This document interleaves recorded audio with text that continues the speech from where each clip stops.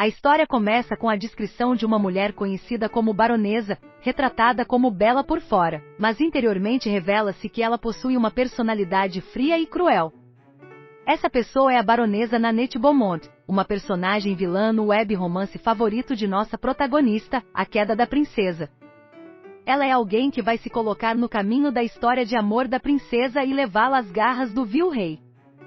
Atualmente as criadas da baronesa estão assustadas para informá-la de que já prepararam o chá lá fora, mas uma se manifesta para o espanto das outras. De forma amigável, a criada informa que o chá dela está no terraço, do jeito que ela gosta. Isso faz a baronesa franzir a testa, assustando as outras criadas. Contudo, ao contrário de suas expectativas, ela então agradece sorrindo para elas, mas só faz as criadas se preocuparem, enquanto as últimas se sentem aliviadas por terem sobrevivido ao encontro.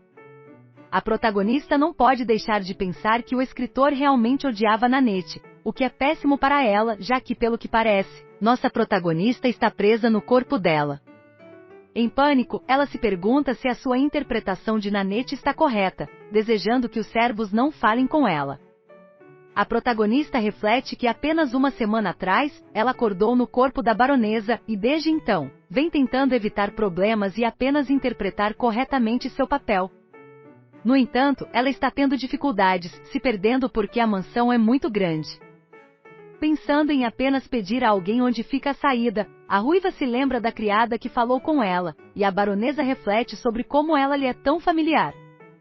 Nesse momento, ela percebe que a criada lembra quem ela costumava ser, pensando que tem sorrisos similares de atendimento ao cliente.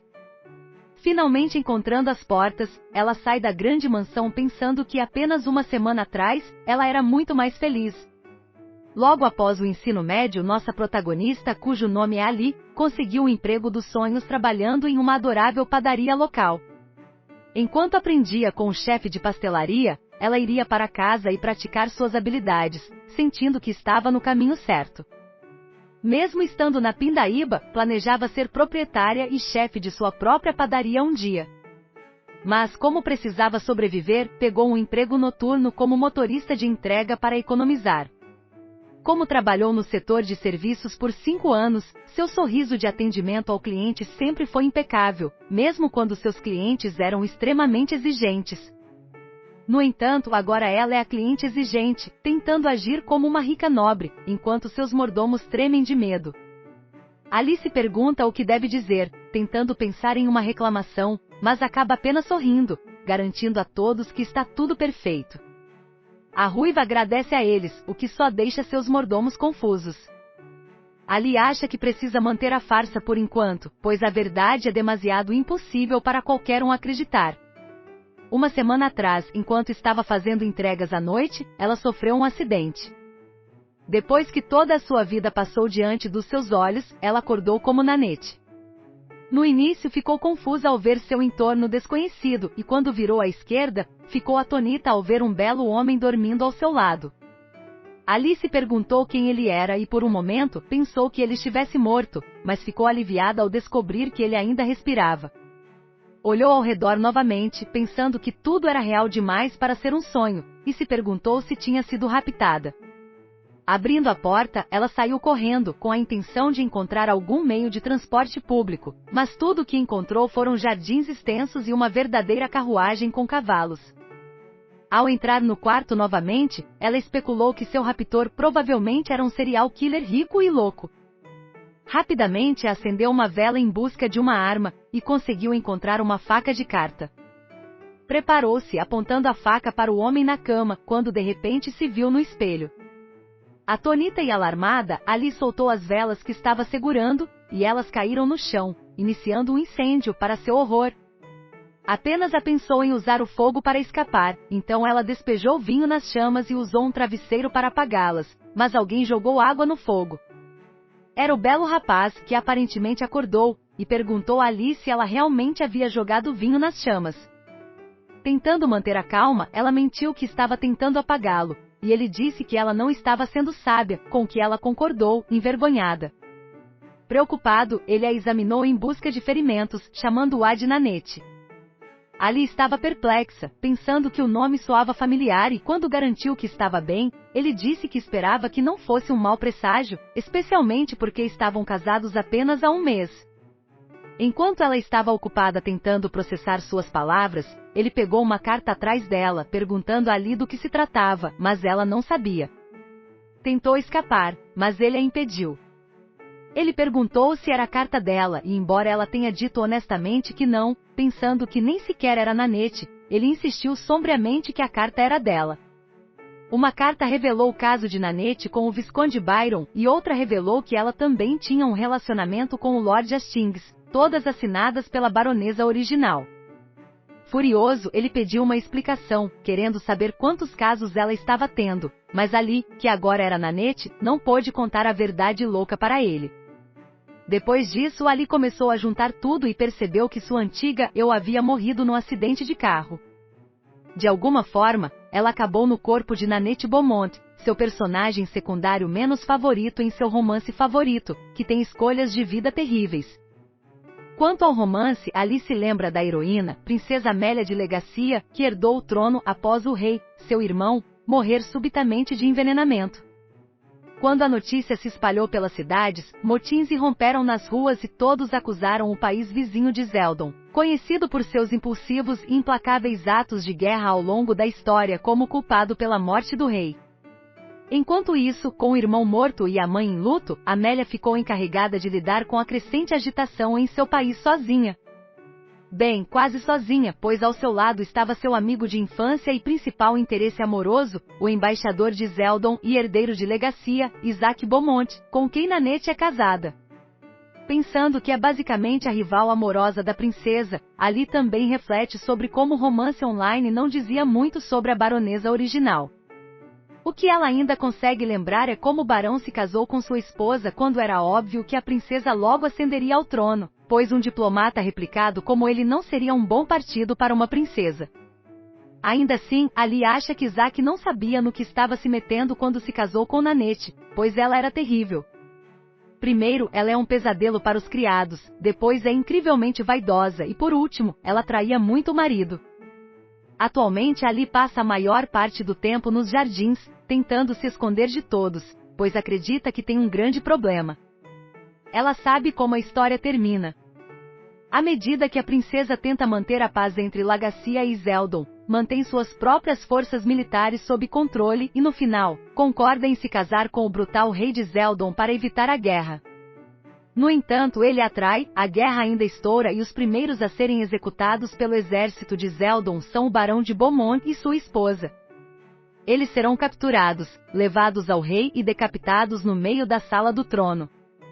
Como Ali quer manter a cabeça, ela acha que sua melhor aposta é fugir para a Legacia o mais rápido possível antes que a guerra estoure, o que é mais fácil de dizer do que fazer, já que ela não tem recursos financeiros independentes em seu nome. Se a ruiva conseguir sair, ninguém sentirá sua falta, pois ela é basicamente uma pária ambulante. Bem, exceto por um cara, seu perseguidor Gustave. Ela pergunta o que ele quer e, ousadamente, ele diz que precisa dela enquanto pisca para ela. Ali fica enojada, frustrada por não conseguir ficar sozinha por mais de uma hora antes que Gustave consiga encontrá-la. Tentando canalizar seu chefe mais odiado, ela pergunta por que ele tem tanto tempo livre antes de instruí-lo a esfregar o vaso sanitário novamente. Inicialmente surpreso, Gustave informa Ali que ele realmente veio buscá-la, já que o mordomo-chefe gostaria de revisar a programação para o mês. A baronesa ignora a mão que ele oferece para sua decepção, mas ainda assim ele é persistente e a segue, querendo acompanhá-la até dentro de casa. Prometida, Ali pensa que Gustave tem sido assim desde o início, achando sua confiança perto dela bastante alarmante. Justamente quando ela se pergunta se Nana estava dormindo com ele, o mordomo pega sua mão e menciona que eles nunca retomaram de onde pararam. Pensando que suas suspeitas estão corretas, Ali se assusta quando ele diz que não conseguiu parar de pensar em seu último encontro no quarto dele. Entrando em pânico, ela acaba desaparecendo antes de Gustave e foge correndo dele. Agora, dentro da mansão, a ruiva pensa que Nanette não limitou seus casos amorosos apenas a nobres ricos, e Ali reflete que embora Gustave não a odeie para ela, é na verdade pior, ele gosta da baronesa original. Ainda assim, ela pondera que ele pode ter alguma utilidade, especialmente porque ela tem menos de 1 ano para escapar de Lagacia antes que a guerra estoure e ela morra. Ali imagina que pode usá-lo a seu favor e visualiza tentando mantê-lo leal, mas se desespera, pensando que deveria ter um pouco de dignidade. Nesse momento, ela ouve 2 pessoas falando sobre seus arranjos de dormir com o barão. Um deles é Isaac, que diz que o arranjo atual deles dormindo em quartos diferentes está bom. Ali reflete sobre como os dois não conversaram desde o incidente em que ele descobriu a infidelidade de Nanette. A última coisa que ele lhe disse foi que se ela não resolvesse seus casos amorosos, ele teria que divorciá-la. Ali supõe que se isso acontecer, será menos provável que ela seja executada com ele. No entanto, tornar-se uma mulher solteira e pobre durante a guerra naquela época parece ser uma péssima ideia. Ela pode ser submetida a assédios terríveis, assim como acontece em suas novelas. A ruiva acha que é melhor se ela elaborar um bom plano primeiro e fazer amizade com pessoas que não estão tentando dormir com ela. Ali ouve Isaac dizer ao mordomo que ela pode ficar no quarto principal, ironicamente dizendo que só voltará depois que ela tiver tido tempo suficiente para se recuperar da longa e exaustiva lua de mel. Enquanto ela se pergunta por que ele está encobrindo a horrível Nanette, ele sai do quarto, mas só lhe dá um gelo. Ali pensa que o fato dele estar evitando-a é bom, pois assim ela pode focar em encontrar uma solução para sua execução iminente, e se pergunta se há uma maneira de ela ganhar dinheiro rápido. Mais tarde, o mordomo-chefe Luiz informa a Ali que há apenas um evento próximo, a partida anual de polo de primavera na Fazenda Montrosa, que será realizada em 2 semanas. Como ela é uma das mais habilidosas cavaleiras da aristocracia, espera-se que ela participe. A ruiva fica chocada, antes de se desesperar, pois ela nunca viu um cavalo ao vivo, já que cresceu na cidade. Quando ouve que eles têm que levar um prato para o potluck da partida, Ali se anima, pois ouviu dizer que a duquesa gosta de pêssegos com creme. A ruiva já tem algumas ideias sobre que sobremesa ela deve levar, quando Luiz confirma que todos sabem do favorito da duquesa. Nanette sugere que eles levem algo diferente, mas o mordomo se preocupa, pois suas sugestões podem ser desconhecidas para a equipe da cozinha. Decidindo ir à cozinha, Luiz a leva até lá e de repente a grande e espaçosa cozinha deixa a baronesa maravilhada.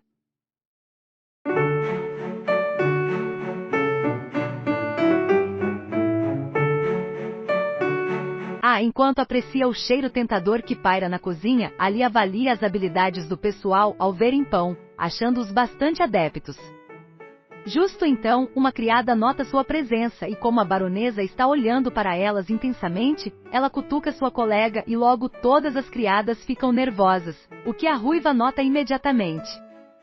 Ali identifica a cozinheira-chefe Frances, enquanto observa como ela é rigorosa com uma criada que não está indo muito bem com sua amassadura quando a criada responde obedientemente. A baronesa se lembra que ela é a garota de antes, que a faz lembrar tanto de seu antigo eu. Todas as criadas têm medo da cozinheira, Ali percebe o clima miserável na cozinha. Quando ela pergunta a Luiz quem contratou a cozinheira Frances, o mordomo lembra a sua senhora que foi a baronesa que a contratou. Depois, ele então entrega a Ali a lista de itens que a cozinha irá estocar naquele mês em preparação para o potluck e ele a informa antecipadamente que o orçamento é apertado. Por isso ajustes são impossíveis, especialmente porque eles estão procurando uma substituta para a criada que a baronesa dispensou 2 semanas atrás. Enquanto Ali se pergunta por que Nanette fez tal coisa, então ela percebe que talvez ela tenha usado dinheiro para pagar seus muitos namorados, ou talvez ela tenha feito isso para poder desfrutar de coisas mais luxuosas, o que desanima a nova ocupante do corpo de Nanette. Examinando atentamente a lista de Lewis, Ali acha que tem o suficiente para a massa que planeja fazer, napoleões de chocolate e framboesa. Mais tarde, ela se aproxima de Frances, perguntando-lhe se ela sabe como fazê-los, e apesar da cozinheira responder que sim, a ruiva claramente sabe que a outra mulher está mentindo. Se perguntando se os napoleões nesse tempo ainda não foram inventados, a baronesa pondera que ela pode ensinar a cozinheira, mas então o resto da equipe terá que aprender e eles não têm tempo suficiente para isso. Quando Ali pergunta a Frances se ela sabe como cozinhar orelhas de elefante, ela mente novamente que sabe, forçando a ruiva a continuar perguntando se ela sabe como assar outras massas, mas tudo o que recebe é a mesma resposta. Frustrada, a baronesa se pergunta se a cozinheira sabe assar, enquanto Lewis está aliviado, acreditando que Frances pode assar qualquer coisa. De repente, Ali exclama que eles deveriam fazer crepes de pêssego e creme, já que são os favoritos da duquesa, confundindo os outros dois com sua súbita mudança de ideia. Suspirando, tanto Frances quanto Louise concordam com ela. Quando ela sai da cozinha, a ruiva pensa que algumas pessoas simplesmente não nasceram para assar, mas ela se recusa a apenas trazer crepes para o potluck, já que isso é muito clichê. Naquela noite, Ali esperou por horas que todos fossem dormir, e enquanto ela está deitada na cama, tudo o que ela consegue pensar são em doces e na confeitaria, o que só a torna desesperada para experimentar a cozinha. Uma vez que ela acha que é a hora, ela se aventura e consegue encontrar a cozinha. Depois de cautelosamente se dirigir às portas, ela tenta abri-las, apenas para descobrir que estão trancadas. Desapontada, ela volta, pensando em como sente falta de assar e da conveniência dos fornos de convecção e fogões a gás. Desanimada por achar que pode realmente levar crepes para o potluck como alguma amadora. Ela não percebe que alguém a vê e quando ouve alguém chamando o nome de Nanette, Ali fica petrificada, pensando que tem um azar terrível. Ela tenta evitar a pergunta de Gustave sobre por que ela está fora da cama, mas ele apenas se torna ousado se aproximando dela, dizendo que ouviu dizer que ela e o barão não compartilham mais o mesmo quarto. Quando Gustave diz que espera que ela não tenha problemas para dormir sozinha, Ali apenas agradece a preocupação dele antes de perguntar por que ele também está acordado tão tarde. Ele revela que o barão pediu para ter uma bebida antes de dormir, mas a ruiva suspeita que ele está mentindo, pensando que Gustave provavelmente planeja beber sozinho. Decidindo ir embora, ela deseja a ele uma boa noite, mas ele só se aproxima mais dela, dizendo que ainda se lembra de como ela estava apreciando sua atenção na última vez. Ali acaba corando enquanto ele oferece para acompanhá-la até o quarto dela. Embora esteja confusa com o quão confiante ele é, a ruiva não consegue deixar de pensar em ceder, já que ele é bonito. Mas então ela percebe que não seria certo, especialmente porque o mordomo pensa nela como a baronesa original, o que ela não é. No entanto, Ali ainda tenta imaginar o que acontecerá se ela aceitar as investidas de Gustave, se ela o deixar ter seu jeito. Ela pode convencê-lo a fugir com ela antes que a guerra comece, mas ela pensa que isso só a tornaria pior que a baronesa original. Afastando-o, ela admite a atenção de Gustave é lisonjeiro, mas ela lhe diz que tem que cuidar de sua reputação. Inesperadamente ele concorda com ela, dizendo que embora saiba que seu casamento com o barão carece de paixão, se ela escolheu ser leal, então ele entende. Ele deseja boa noite a uma surpresa Ali, que pensa que não esperava que ele fosse tão agradável com toda a situação. No dia seguinte, ela e Isaac tomam café da manhã juntos. A baronesa acaba se sentindo cansada depois de mal ter dormido na noite passada. Quando a empregada pergunta se a comida está do seu agrado, ela responde como costuma fazer, dizendo que sim. De repente, Ali percebe que provavelmente soa excessivamente informal para ele, então decide se esforçar mais para ser adequada. Quando ela pergunta se há algo interessante nos jornais, no entanto, quando ele apenas a ignora, ela se pergunta por que ele de repente quis tomar chá com ela. Ali fica pensativa ao lembrar das palavras de Gustave sobre como Nanette e o barão têm um casamento sem paixão, e até mesmo o web novel insinuou tanto. Isso a faz se perguntar se foi por isso que a baronesa original traiu ele, já que ele nunca realmente se importou com ela. Mas ainda assim, ela acha que há algo errado com essa imagem, porque mesmo que fosse um casamento de conveniência, ela não pode deixar de sentir que Isaac ao menos se importava com Nanette. Embora ele não estivesse surpreso, ele parecia genuinamente magoado quando descobriu que a baronesa anterior havia traído ele, deixando Ali com a sensação de que ela pode estar perdendo algo. E é assim que este segmento do Manhã termina. Curioso sobre outra história cativante? Clique aqui para continuar sua aventura. Estrangeiro.